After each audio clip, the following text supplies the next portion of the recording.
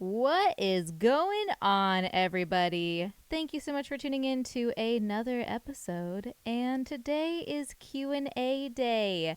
Questions and answers. I don't know why I want to sound like a sports broadcaster because there's no sports. Actually, they're coming back, I heard. Anyhow, welcome back. And today I want to answer some questions about fitness. So we're going to dive right into this. And the first question, shout out to my dad. This first question is for you because I was talking with my parents last week over the phone. It was just my dad's birthday. And so happy birthday to you, Dad. I love you so much. I was asking them what to basically answer on the education cast, I'll call it. He wanted to know, he's like, Bria, you got to answer this question. How do I build shoulders like yours? Because I'm going to be honest, guys. If there's anything that has grown during this quarantine, it is actually my shoulders. I feel like I've gained half an inch on both of my shoulders and maybe just my arms in general. And I'm going to tell you the secret to my shoulder gains. I have limited equipment at my house. And so, usually, when I work legs, when I'm doing squats and lunges and various different leg exercises, I usually have a barbell on my back. And you do use a little bit of arms when you are stabilizing the bar on your back, but I've also been doing a lot of lunges and squats and what have you with kettlebells. And I've been holding the kettlebells up to my chest. And so, in addition to working my upper body with pushes and pulls and all of that good stuff, I have been also hitting my shoulders just by holding the kettlebells to my chest. And I'll be doing that for like 45 minutes as I'm trying to get in all my squat reps and lunge reps. And so just that act alone has honestly made my shoulders grow. And so if you are looking to expand your shoulder gains, all you got to do is change how you hold your weight during different exercises. Honestly, if you are looking just in general for a way to tone your arms up more, build your shoulders. Like biceps and triceps are great, and I do recommend working on every bit of your body. But if you're looking for a muscle that's going to really complement your arms, girls, build your shoulders. It is so sexy. Guys, it is sexy. Anyways, so that's the first question. Second question for today is how do I avoid plateaus? Ooh, so this is a big one, especially considering that a lot of us still do not have a lot of access to equipment. Being someone who lifts on the heavier side and has been doing that for the past 2 years, I know there's not a lot of ways for me to replicate a 150-pound barbell squat, but you know what I can do is I can play with progressive overload, which is something we should do whether we are inside the gym or outside the gym. That's just how you avoid plateaus in general. And so progressive overload basically means that you are altering your stimulus enough to where the muscle constantly stays a little bit confused. When you're asking, okay, Bria, what should I change? Well, there's many different ways that you can alter exercises. I think for myself, playing with range of motion, practicing your form is definitely the first step. And so if you say you are doing bicep curls and you want to build your biceps more, you have, whether it's a band or dumbbells or a barbell, whatever you have, look at your range of motion.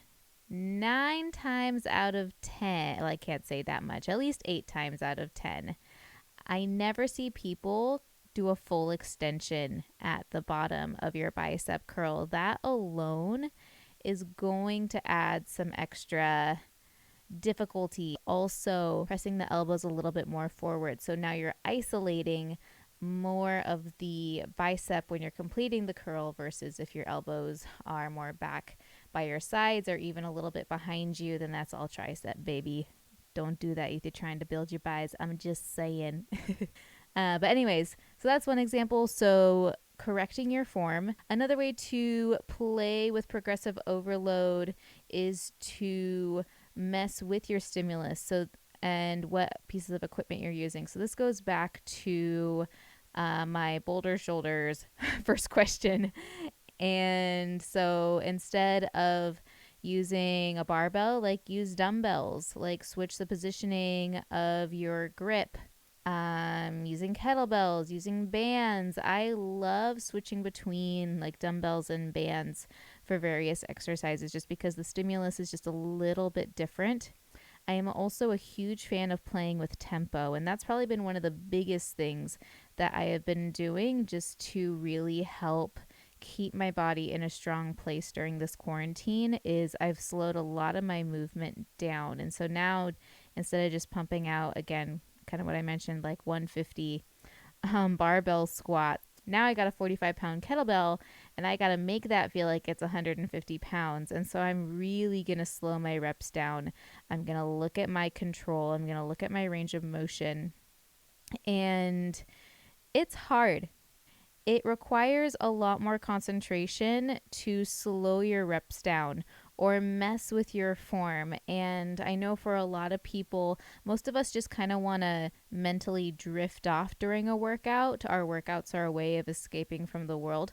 And so to suddenly like think so hard during my days and think about everything I have to get done and everyone I got to meet, and then to go into my workout and be like, okay, how can I make this stronger? Like what elements can I put in? Like I don't want to think about that stuff all the time. And there's the added difficulty of working out at my house. However, there are ways to enjoy this process. Just take one change at a time. So if you've never messed with your tempo before, mess with your tempo a little bit. Look at your squat form. Look at your bicep curls. Are there ways that you can make those moves stronger? And again, use what you have. Heck, if you just wanted to clench your fists. So to summarize that question, how do I avoid plateaus? You mess with how you do the movement. You mess with the tools that you have. You change them up every week, 2 weeks, 3 weeks. Learn how to enjoy focusing on your movements. And here's another thing. And so because all of this requires more concentration, you can even mess with what times of day that you work out. If this is stuff that you really want to get better at, then it is going to require a little bit more mental energy. And so do your best to schedule your workouts in a way where you can really focus on your movement, and it can actually be really enjoyable the more you get into it. I am on a roll today. Good job, Bria. Just blabbing on here. Last question of the day is how many calories burns 1 pound of body fat? On average, you're looking at about 3,500 calories to lose or gain 1 pound of body fat. That is a sizable amount of calories. But here's the thing. This is a beautiful example. And shout out to my dad again for this example.